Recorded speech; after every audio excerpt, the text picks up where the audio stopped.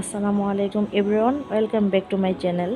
আজকে মেহমান আসা উপলক্ষে আমি যেভাবে আমার ঘরগুলো আমি গুছিয়েছি, আমি আমার বাসাতে মেহমান আসা উপলক্ষে যা যা কিছু রান্না করেছি তাই কিছু আমি আপনাদের সাথে শেয়ার করব।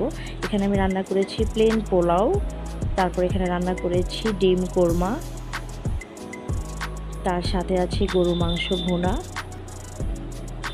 তারপর আছে কলিজা ফেসা একসাথে করে ভুনা, তারপর এখানে আছে চাইনিজ সবজি, আছে বাটার চিকেন, তারপর আছে কাবাব, আছে চিকেন রোস্ট, তার সাথে আছে সালাদ। এই তো ছিল আমার আজকের menu.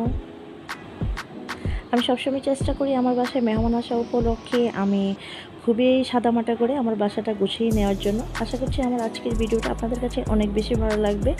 Tata, bye bye, thanks for watching.